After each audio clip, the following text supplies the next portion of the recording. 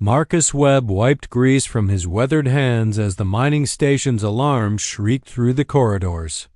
At 45, he'd spent half his life maintaining the massive ore extractors on Kepler 442c, and emergency alerts usually meant another breakdown in the ancient machinery.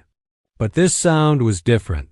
The sharp, urgent wail reserved for atmospheric breaches. Through the observation deck's reinforced glass, Marcus spotted the source. A sleek vessel, unlike any human design he'd seen, carved a burning arc across the rust-colored sky before disappearing behind the northern ridge. The crash sent tremors through the station's foundation. Rattling tools in his workshop below. Protocol demanded he report the incident to corporate immediately. Unknown vessels meant potential threats, and Meridian Mining Corporation took security seriously on their remote outposts. But something made Marcus hesitate. The ship's descent had been controlled, deliberate, not the chaotic tumble of mechanical failure. Grabbing his repair kit and a portable scanner, Marcus made his way to the surface. The station's other 3 crew members were deep in the mines, extracting precious lithium deposits. He'd investigate alone, just to assess the situation before making any reports that might bring unwanted attention. The crash site lay 2 kilometers across jagged terrain carved by centuries of industrial mining. As Marcus approached, his scanner detected no radiation or toxic emissions. The vessel itself was a work of art, flowing curves of metal that seemed to shift color in Kepler's dual sunlight, from deep violet to silver blue. A section of the hull had buckled on impact, creating an opening just large enough for Marcus to peer inside. Emergency lighting cast eerie shadows across organic-looking control surfaces. And there, crumpled against what appeared to be a navigation console, was the pilot. She was humanoid but unmistakably alien. Pale lavender skin marked with intricate patterns that pulsed faintly with bioluminescent light. Long, silver hair spilled across her angular features, and pointed ears suggested acute hearing. Most striking were her hands, elongated fingers tipped with what looked like crystalline formations. Blood, darker purple than human red, seeped from a gash across her forehead. Her breathing was shallow but steady. Marcus found himself climbing through the breach before conscious thought could stop him. "Hey," he called softly, kneeling beside her. "Can you hear me?" Her eyes fluttered open, large opalescent orbs that reflected light like prisms. Fear flickered across her features as she focused on his human face, but desperation quickly replaced it. "Please," she whispered in accented but clear English. "Don't report this to your authorities. My name is Nira. I'm a healer, not a threat."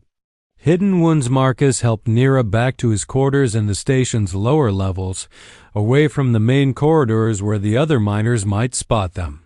Her injuries appeared worse than initially thought. The head wound was just the beginning.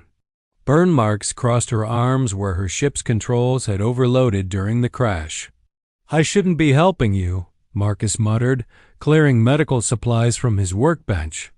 "Corporate finds out I'm harboring an unauthorized alien, and I'll lose more than just my job." Nira sat carefully on his cot, studying him with those prismatic eyes. "Yet you are helping. Why?" Marcus paused, antiseptic in hand. "Maybe because I know what it's like to be hurt and alone." He gestured to the deep scars running along his left arm, visible beneath his rolled-up sleeves. "Mining accident 3 years ago. Plasma cutter malfunction. Corporate medic patched me up and sent me back to work the next day. As he cleaned her wounds, something extraordinary happened. The crystalline tips of Nira's fingers began to glow with soft, warm light. Where she touched her own injuries, the damaged tissue started to regenerate before Marcus's eyes. "You really are a healer," he breathed. "My people, the Zilani, we evolved this ability over millennia," Nira explained, wincing slightly as her powers worked. "But it comes at great cost. Each healing drains our life force. Too much. And She didn't finish the sentence. Marcus watched, fascinated, as the gash on her forehead sealed itself. Why were you traveling alone? Where were you going? Nira's expression darkened. Running. My world was destroyed. Corporate mining fleets stripped our planet of its crystalline core. Without it, our healing abilities began to fade. I'm searching for other Zelani survivors or a world where we might rebuild. The weight of shared loss settled between them. Marcus understood corporate cruelty all too well. I'm sorry. That's horrible. And you? Nira asked. You mentioned being alone. Marcus rolled his sleeves back down, covering the scars. Wife and daughter died in a transport accident 5 years ago. Since then, it's just been me and the machines. Easier that way. Nira reached out tentatively, her healed hand touching his scarred arm through the fabric. Where she made contact, a strange warmth spread through Marcus's body, easing pains he'd grown so accustomed to carrying that he'd forgotten they were there. We both carry wounds that go deeper than skin, she said softly. Something passed between them in that moment, a recognition of kindred spirits shaped by loss and abandonment. Marcus found himself studying the elegant patterns that traced across Nira's skin, noting how they seemed to pulse in rhythm with her heartbeat. The emergency communication burst from Meridian headquarters arrived 18 hours after the crash. Marcus watched the holographic message with growing dread as Director Hayes outlined new security protocols following reports of unidentified vessels in the FUD vessels in the Faderwinter security protocols following reports of unidentified vessels in the sector. All unauthorized contacts are to be reported immediately, Hayes announced. We have intelligence suggesting hostile alien activity in mining territories. Substantial rewards await those who assist in capturing any extraterrestrial trespassers. Nira, hidden in Marcus's workshop while he worked, overheard every word. They're not looking for hostiles, she said quietly. They're looking for me. Marcus shut off the communication. How can you be sure? Because this isn't the first time Meridian has hunted my people. They want our healing abilities for themselves. Imagine soldiers who could regenerate from any wound, workers who could survive toxic environments indefinitely. Before Marcus could respond, proximity alarms echoed through the station. Through the main viewports, they watched as a sleek corporate security vessel descended toward the landing platform. Armed figures in environmental suits began deploying across the facility. The back entrance, Marcus said urgently, grabbing emergency supplies. There's a maintenance tunnel that leads to the old mining shafts. We can hide in the crystal caves until they leave. They moved quickly through the station's service corridors, but the security team was thorough. Voices and footsteps echoed closer as Marcus led Nira toward the tunnel entrance. At the last moment, they pressed themselves against an alcove as two guards passed by Dot in the cramped space. Marcus found himself acutely aware of Nira's closeness. Her alien scent was subtle but intoxicating, something like ozone mixed with exotic flowers. When she looked up at him, fear evident in her opalescent eyes, he felt an unexpected surge of protectiveness. I won't let them take you, he whispered. Their faces were inches apart. Without thinking, Marcus reached up to brush a strand of silver hair from her cheek. At his touch, the bioluminescent patterns on her skin brightened, creating an ethereal glow in the darkness. Marcus, she breathed, and in that moment, the danger surrounding them seemed to fade. The tunnel led deep underground, through abandoned mining shafts that honeycombed the planet's crust. Hours of walking brought them to a vast cavern system where massive crystal formations created a natural wonderland of reflected light. Here, finally, they could rest Dot as they made camp beside a small underground stream. The events of the day caught up with them. Exhausted, they found themselves sitting close together for warmth, sharing the meager rations Marcus had grabbed. Thank you, Nira said suddenly. You've risked everything for someone you barely know. Marcus met her gaze. Maybe that's exactly why I did it. After so many years of just existing, you've given me something worth fighting for. Revelations in the deep 3 days in the crystal caves revealed wonders Marcus had never imagined. The formations weren't natural geological structures, but remnants of an ancient civilization. Intricate carvings covered the walls, depicting scenes of healing and harmony between different species. Nira traced the symbols with reverent fingers, her patterns glowing brighter as she made contact with the alien hieroglyphs. These are Zilani ruins, but far older than anything on my homeworld. My people have been traveling the stars for millennia. What do the writings say? Marcus asked, studying her profile in the crystal light. They speak of a great healing, a joining of life forces that could restore entire worlds. But the knowledge was lost. Nira's voice trailed off as her hand found a particular sequence of symbols.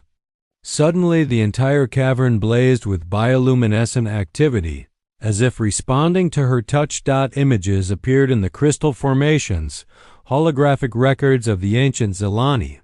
Marcus watched in amazement as the projections showed healing rituals unlike anything Nira had demonstrated. Multiple Zilani working together, their combined life forces capable of regenerating entire ecosystems. That's why Meridian wants my people, Nira whispered. Not just individual healing, but the power to restore dead worlds, to reverse the damage their mining operations cause. As they explored deeper, drawn by the awakening crystal network, they discovered a central chamber where the largest formations created a natural amphitheater. Here, the ancient records revealed their most profound secrets. The joining ritual, Nira breathed, studying the complex diagrams. Two beings, Zilani and another species, combining their life essences. It was thought to be legend, but... She turned to Marcus, her eyes wide with realization. My people believed that such a union could create new forms of healing, abilities that transcended what either species could achieve alone. The implications hung heavy in the crystal-charged air. Marcus stepped closer, drawn by forces he didn't fully understand. Nira, what are you saying? I'm saying that perhaps my ship didn't crash here by accident. Perhaps it was guided by something greater. She reached for his hands, her crystalline fingertips tracing the scars on his arms. You've been hurt so deeply, Marcus. Your heart, your body, your spirit. And I've been seeking a way to heal not just individuals, but entire worlds. The crystal formations around them pulsed in rhythm with her heartbeats as Marcus pulled her closer. When their lips met, the ancient chamber exploded in brilliant light. Nira's healing patterns blazed across her skin, and Marcus felt energy flowing between them unlike anything he'd ever experienced.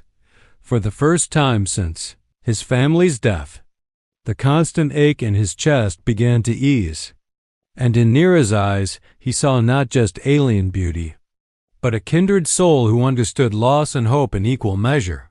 Union that night among the ancient crystals was more than physical intimacy. It was a joining of essences that awakened dormant abilities in them both. Marcus woke to the sound of distant explosions echoing through the cave system. Corporate security had found their entrance tunnel and was blasting through collapsed sections to reach them. The peaceful sanctuary of the crystal chambers had become a trap. They've brought mining charges, Marcus realized, recognizing the distinctive sound patterns. They're going to bring down the whole cavern system if necessary. Nira sat among the still glowing crystal formations, her patterns now permanently brighter since their joining. There's something I haven't told you, Marcus, about what I really am. As security forces drew closer, she revealed the truth. She wasn't just any Zilani healer. She was the last of the ancient bloodline, the final guardian of her people's most powerful abilities. Her ship's navigation system had been programmed with the locations of other Zilani sites across the galaxy, including this one. The joining ritual we completed, she explained as they prepared to make their final stand. It's created something new. You can feel it, can't you? The changes in your body? Marcus could indeed feel it. The chronic pain from his mining accident had vanished completely. More than that, he could sense the crystal network around them, feel the pulse of life force flowing through the ancient formations. I can heal now too, he realized. Not just heal, Nira corrected. We can restore. Together, we have the power to undo the damage Meridian has done to countless worlds. The security team breached the chamber as they spoke, energy weapons trained on the couple. Director Hayes himself led the squad, his eyes fixed greedily on Nira. Magnificent, he breathed. The last pure Zilani healer. Do you have any idea what you're worth to us? Marcus stepped protectively in front of Nira. She's not property to be bought and sold. Hayes laughed coldly. Everything has a price, Webb, even you. Join us willingly, and we'll make you both wealthy beyond imagining. Refuse, and we'll take her anyway. The response came not from words, but from action. Marcus and Nira joined hands, their combined life forces flowing into the crystal network around them. The ancient formations blazed to life with such intensity that the corporate soldiers had to shield their eyes, but the power demanded a price. Marcus felt his own life energy being drawn into the network, feeding the restoration process that would spread across the planet's damaged surface. Above them, dead mining sites began to bloom with new growth as the healing wave expanded outward. Marcus, no! Nira cried, realizing what he was doing. You'll burn yourself out. He squeezed her hand tighter, peace settling over his features. This is why I survived the accident, why I was alone all these years. So I could be here for this moment with you. As the corporate soldiers fled the collapsing chamber, Marcus's life force merged completely with the crystal network. But his sacrifice achieved something remarkable. It anchored the healing energy permanently to the planet's core, ensuring that Nira's people could one day return to a restored world. Nira escaped in the confusion, carrying with her both the genetic legacy of her people and the memory of a love that had transcended species. The mining stations across the planet went silent as new forests sprouted from dead soil and poisoned waters ran clear again. Somewhere among the stars, other Zilani felt the call of the restored world and began their journey home.